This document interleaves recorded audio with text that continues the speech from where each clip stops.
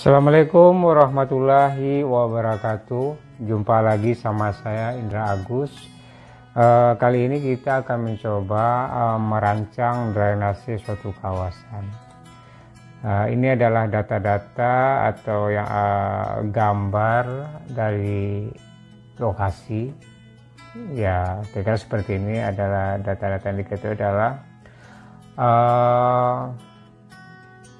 kecepatan aliran 1,5, kemudian M kemiringan tebing, saluran berbentuk trapesium, ya. Kemudian juga diketahui kemiringan angka kekasaran Manning 0,025, kemudian curah hujan periode ulang 10 tahun itu 120 mm per hari.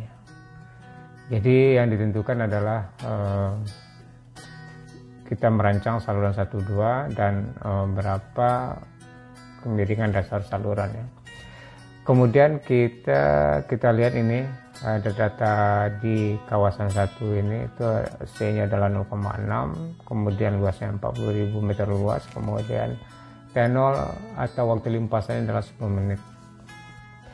Oke, nah ini juga diketahui data-data curah hujan. Data curah hujannya adalah 120 mm per hari. Kemudian kecepatan aliran di saluran 1,5 meter per detik, panjang saluran 1-2 adalah 40 meter, koefisien Manning 0,625, luas limpasan 40 meter luas, 40.000 meter luas, waktu limpasan 10 menit, C1 sama dengan 0,6. Ditanya adalah dimensi saluran dan kemiringan dasar saluran. Nah, jadi langkah pertama adalah kita menghitung waktu di saluran. Kita menghitung waktu di saluran itu adalah TD12. Jadi bagaimana cara kita menghitung waktu di saluran itu persamaannya adalah panjang saluran dibagi dengan kecepatan aliran di saluran. 60 adalah konversi menjadi dari detik menjadi menit. Ini adalah panjang saluran dalam 40 meter, kemudian kecepatan aliran kita di awal adalah 1,5, maka didapatlah 0,44 menit. Nah, ini ada rumus ya, ini adalah langkah 1 dan sekarang ini adalah langkah kedua. Langkah kedua adalah menghitung waktu TC, waktu konsentrasi. Di sini adalah TC1 itu adalah T01 ditambah dengan TD1. Nah, kita kembali ke awal ya. Nah, ini tadi diketahui T01 10 menit. Ini kita ketahui. Tapi kalau ini ada semacam aliran atau saluran di sini, saluran alami misalkan. Kemudian kalau terjadi hujan, air akan menuju ke saluran yang alami yang di kawasan ini dan dia akan menuju ke titik 1. Jadi T0 itu adalah dari misalkan dia titiknya di sini ya. Nah, kemudian berapa lama dari titik sini menuju ke titik 1 itu adalah 10 menit. Bisa juga kita menggunakan persamaan atau rumus Kerspik ya. Jadi untuk menghitung ini di sini TC tertulis, tapi pada kejadian itu dia adalah waktu limpasan.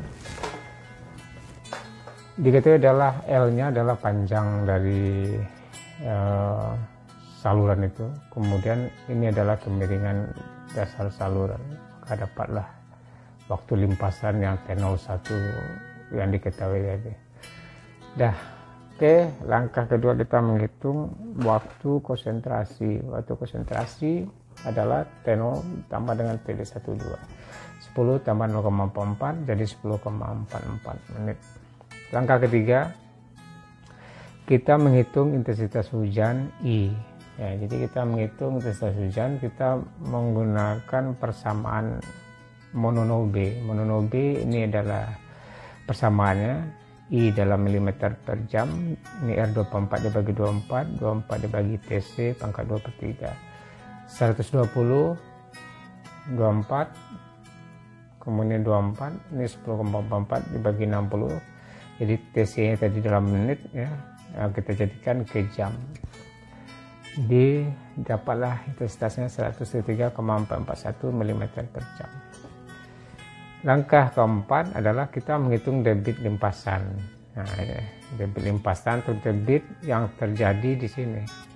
Jadi kita menghitung debit yang terjadi di titik 2. Berapa debit puncak yang terjadi di titik 2 dengan luasan kawasan ini. Kemudian ini adalah panjang salurannya.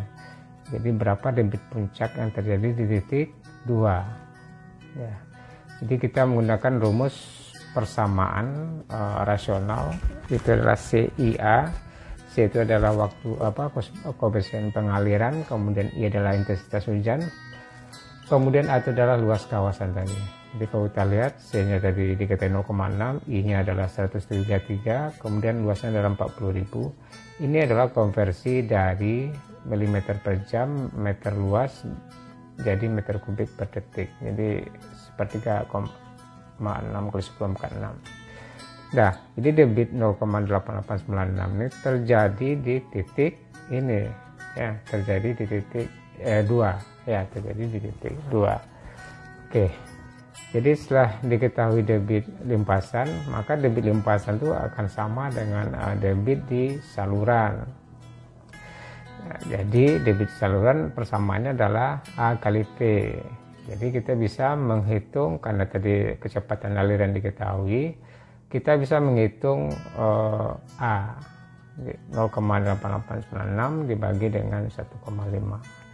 Maka kita dapatlah luas penampang saluran atau luas penampang basah saluran 0,593 meter luas. Langkah ke-6, kita menghitung kedalaman aliran. Karena luas kita dapat, ya, kita bisa menghitung kedalaman aliran. Saya misalkan B-nya sama dengan 0,8 meter, saluran trapesium tadi M-nya sama dengan 1. Ini adalah luas persamaan untuk menghitung luas trapesium, ya. Luas penampang basah saluran berbentuk trapesium. 0,593 sama dengan 0,8Y tambah dengan 1Y kuadrat. Y sama dengan 0,468 meter. Jadi B-nya 0,8, Y-nya adalah 0,468 meter. Setelah itu kita menghitung tinggi jagaan. Tinggi jagaan itu adalah yang ini, ya. Supaya nanti sewaktu terjadi debit maksimum, maka tidak akan terjadi aliran air akan meluap. Jadi ada semacam tinggi jagaan. Bagaimana cara kita menghitung tinggi jagaan? Ini adalah persamaannya C kali Y pangkat setengah. Maka I itu adalah kedalaman aliran, C itu adalah tergantung debit yang terjadi. Jadi kalau debitnya kecil dari 0,6 itu adalah ini 0,17. Tapi kalau debit besar dari 0,6 kecil dari 8 meter kubik, itu C-nya besar dari 0,17 dan kecil dari 0,23. Kalau debit besar dari 8 meter kubik, maka C-nya 0,24. Jadi kita mengambil di sini. Kalau di sini berarti dia harus besar 0,17. Wah, ternyata ini harusnya yang ini. Bisa kita ganti aja nanti 0,18 atau 0,19. Ini bukan 0,17 harusnya, ya. Jadi kita dapatlah F atau tinggi jaganya 0,282 meter atau 28,2 cm. Nah ini 0,282. Waduh, ini terbalik ini. Ini ke sini, ini ke sini. Jadi Y sama dengan 0,468, F-nya sama dengan 0,282. Jadi angkanya ini terbalik. Jadi kalau kita jumlahkan adalah 8 tambah 2, 0, 14, 6, jadi 0,75. Jadi tinggi saluran 0,75, lebar dasar saluran adalah 0,8. Bisa menampung air dengan luasan 40.000 meter luas dengan koefisien pengalirannya C-nya 0,6 dan I-nya adalah atau curah hujan rencananya adalah 120 mm per hari. Kemudian langkah ke-7 kita menghitung kemiringan dasar saluran. Kita menghitung kemiringan dasar saluran, kecepatan, ini adalah rumus Manning, super N R2 per 3 PKS pangkat setengah. Tadi kecepatan diketahui N 0,025, kemudian A-nya didapat tadi, kemudian keliling basah B sekian, maka kita dapatlah S0 0,0077. Itu adalah kemiringan dasar saluran. Oke, kita sudah selesai merancang saluran 1-2, ini hasilnya, dan kemiring dasar saluran juga kita sudah dapat. Mungkin itu yang bisa saya sampaikan. Mudah-mudahan apa yang saya sampaikan ini ada manfaatnya. Jika ada kekeliruan nanti kita diskusikan. Oke, terima kasih. Saya ucapkan mudah-mudahan bermanfaat ya. Assalamualaikum warahmatullahi wabarakatuh.